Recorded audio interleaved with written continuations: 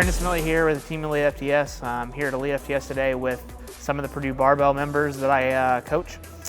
They're on spring break and some of them stuck around in town, and I just offered to have them come out here, and that way I can coach a large group of them at one time and kind of look over some of their technique and form issues and go over some programming stuff.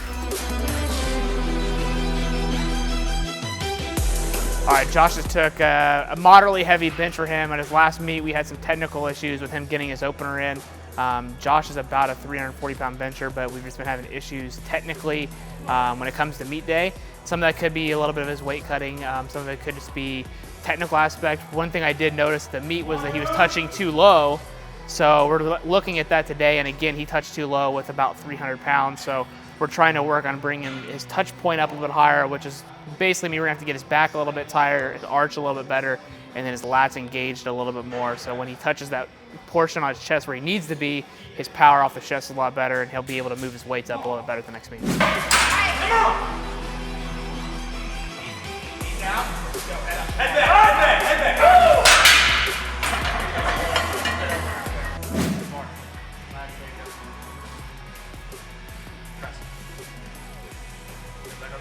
Yep.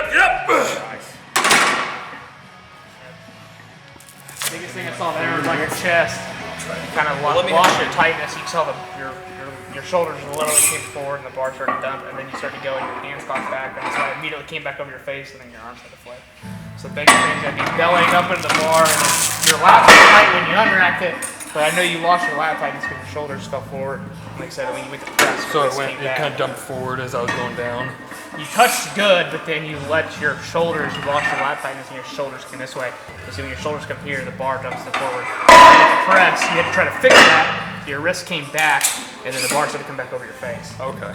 So your biggest thing is that when you get that bar here, when you come down, you got to keep that tightness that you had. When I touched your lat, it was good and tight when you unracked. You have to keep that the whole way down, and then go right back up. Okay. When you got here, you let it go, and then the shoulder comes back. Yeah, that makes sense. Your feet out and splayed away from you.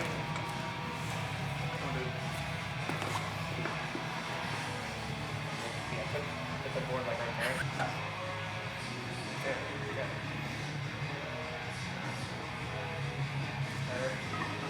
Push your feet into your traps. Push your feet out. Squeeze. Come on. Back. How did that feel? It felt pretty good, honestly. I feel like the weight was transferred better. Yeah.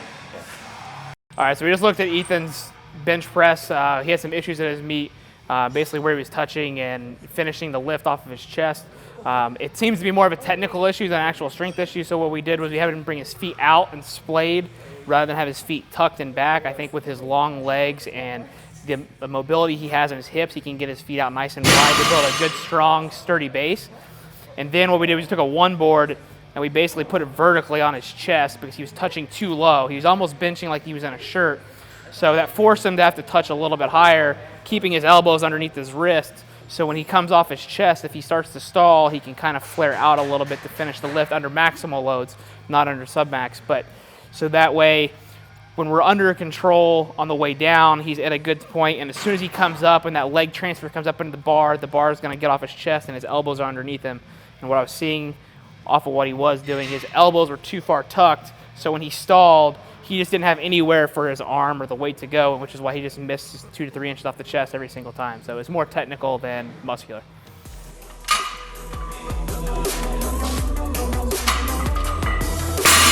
So after you set up for a sumo deadlift, what is the first cue that you give yourself when you start to pull?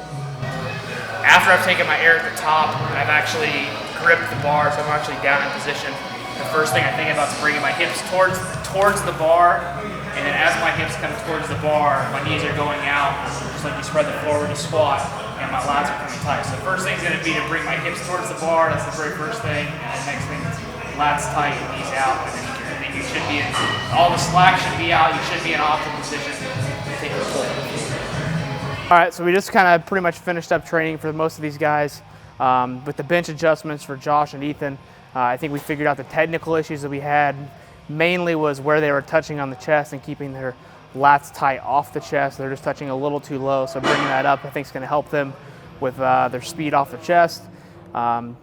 Joseph's deadlift is looking pretty good. We're still trying to work on the mid-back aspect of his arch and maintaining that arch. He did pull conventional, but we've moved him to sumo, and I think based upon the way his sumo is going, it's definitely the way for him to roll moving forward the rest of his meets and probably his whole career. And then Cody's squats went excellent. He took his opener, looked just like an opener should, good and fast. We need to get him a little more mono time, so he's going to have to come down to my place and get some practice with that. But as a whole, his opener looks good, and looks like he's probably going to be good for a 500-plus squat, and which will be, I think he set a 40-pound PR, so that's good. And then as for Austin's bench press, he had a 10-pound PR based upon what he hit at his last meet. I think, again, technically he's doing really well. We need to put some more size on his frame. He's on a hypertrophy-like program right now for the next 6 to 8 weeks, so I think that's going to benefit him in the long run. I know he's trying to qualify for Raw Unity meet in 2017, and he's not too far off. And then Heejung had a volume day on her squats leading up into her meet in a couple weeks. She just took about 4 or 5 triples at 2 plates. Everything looked good technically. So I think everybody that's got a meet coming up is dialed in, looking the way they're supposed to, and those that are in the off season are making the appropriate adjustments they need to their training. And I'm just here having fun, getting a good workout in. So it was a great day, and I'm really proud of all the Purdue kids. I wanted to work with them, and they make training fun, and they remind me what it's like to progress and actually get to be here with some of the great parts that elitefts has to offer.